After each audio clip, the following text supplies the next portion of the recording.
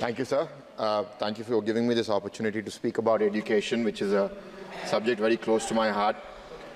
Before I speak for the demand for grants for the Ministry of Education, I'd like to just respond to some comments by the opposition, where they mentioned about the division of budget over the number of students. I'd like to highlight here that, as was mentioned by members of the opposition, education is a concurrent budget item.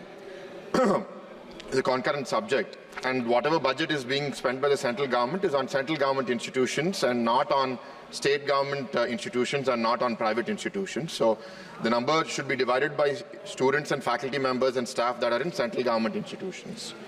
And any drop in the number of schools, amount of budget that is being spent, I think every state is accountable to speak about it, because schools are largely run by state governments and not by central government. So I think we should be careful about how we attribute blame. And I think in this changing world, it's very important for us to recognize what is the role of government. Is it to spend money only, or is it also to enable? I think there's a balance between the both. It is to regulate, is to create good policies for the growth of the education ecosystem, and for those who can afford it, providing high quality education. And for those who can't, I think the government should step in and invest into the future of such citizens of India. So with these prefacing comments, I'd like to get into the demand for grants for the Ministry of Education.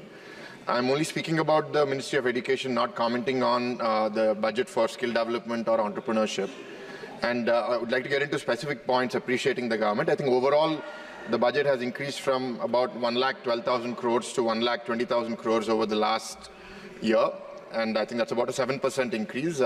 We're beating inflation, but as a fellow educator myself, I always hope that we are able to give more money to education, and I think that will keep happening. Going into specific issues, I think the Kendriya Vidyalaya Sangathan, the increase of 11% from 8,300 crores to 9,300 crores is reinstating this strong commitment to enhancing these quality schools in India.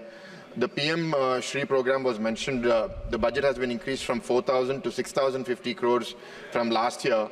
And this is a strong commitment to enhancing the educational infrastructure and quality across India. Currently, about 10,855 schools have been impacted across 763 districts. And there's a target of impacting more than 14,500 schools through this program.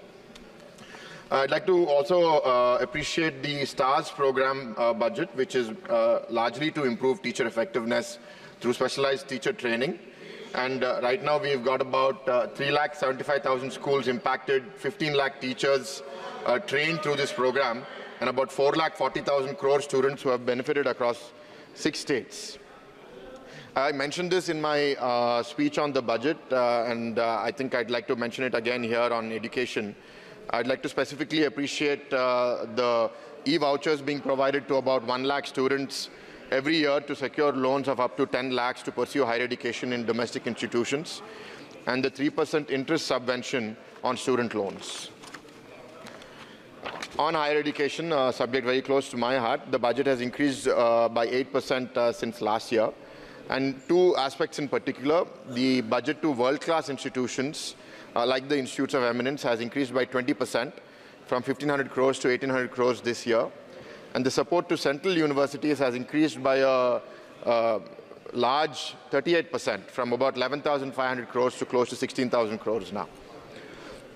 The one thing I'd like to request here, sir, is while the allocation has increased overall, the budget for the Central University of Andhra Pradesh and the Central Tribal University of Andhra Pradesh, which are subjects of the AP Reorganization Act, have been subsumed into the larger support to central universities. I request that the budget, whatever has to be allocated to these two specific universities in Andhra Pradesh, continue as expected in the Act, and we are supported to establish them as soon as possible. I'd like to then go over the achievements of NDA over the last 10 years. I think one of the foremost things has been the new education policy that was announced about 4 years ago, and various aspects of implementation are between the states and the center.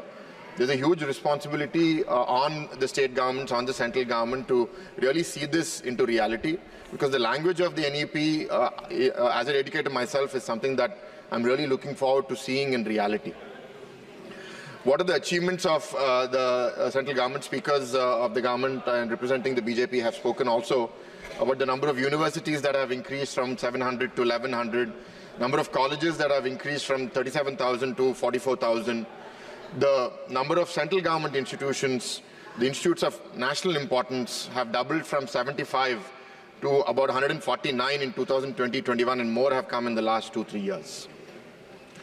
The educational outcomes have been spoken by speakers before me, but I'd like to reinstate my appreciation for the increase in women enrolled from 1.5 crores to 2.1 crores, close to 2.1 crores, indicating a 32% jump in women enrollment. And the ratio between male and female students in higher education is 1 to 1.01. So that's a fantastic improvement, and that means that more women are actually coming into education than before. And I appreciate the government's efforts in achieving that.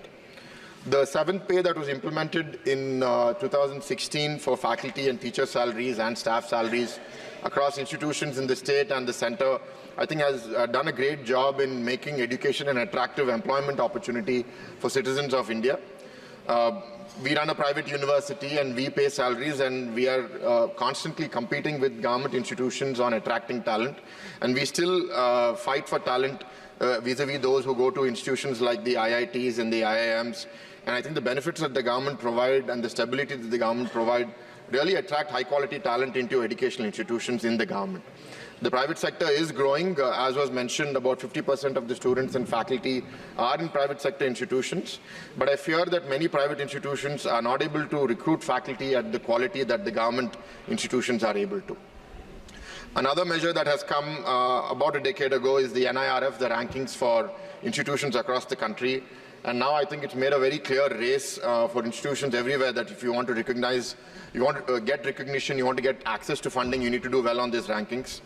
I want to request the government to pay more attention to this one aspect where I think we've reached a good place now, but I'd like it to become more qualitative in the future so that there are some metrics which reward you for quantitative growth, which is good, but once we've reached some quantitative level of success, I think the emphasis on quality, whether it be the quality of publications, the quality of PhD, is going to be the next level for NIRF to lead institutions to the global rankings.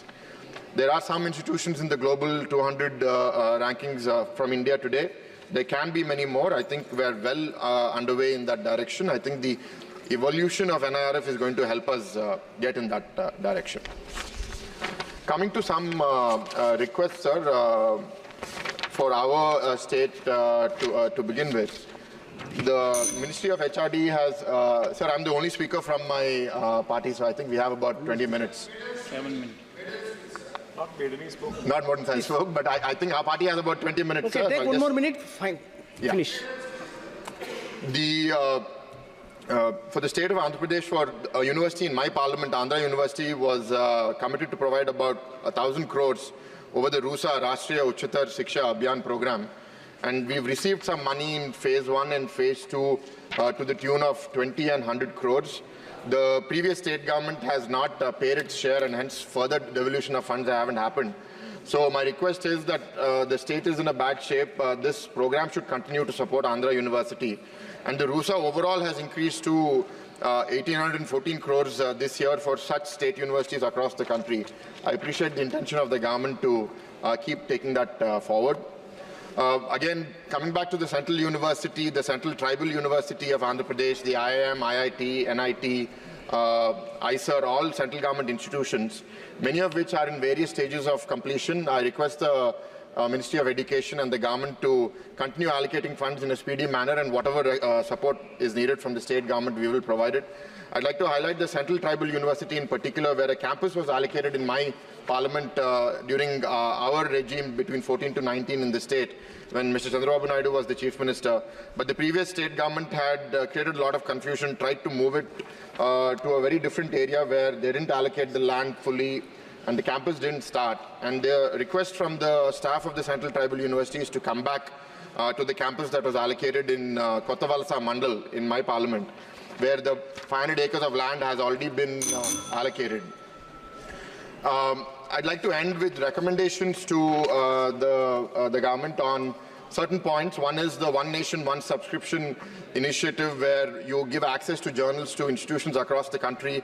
If the central government can get that access, I think institutions around the country will benefit. Integrating social and emotional learning into the Indian curriculum and encouraging alternative education models is critical because we're seeing mental health challenges grow across the country, and I think that support is essential for our education to change. Giving more support to repairs and maintenance. I see that government institutions are suffering from lack of repairs and maintenance budgets. And lastly, and most importantly, I'd like to request for a budget on research on how outcomes of school education, outcome of higher educations are changing. What's happening? Are government school students going to colleges? Are college students getting jobs? We need to track them maybe via the Aadhaar, create a national database, and change the way we invest money into education, because with the advent of AI, with the advent of technology around the world, the jobs are changing and our education system doesn't seem to be equipped enough to face those changes. I request the Centre to invest into that research and change the way we invest our money for the future. Thank you for this opportunity, sir. Thank you. Shri Sunil Kumar, Honorable Member Sunil Kumar.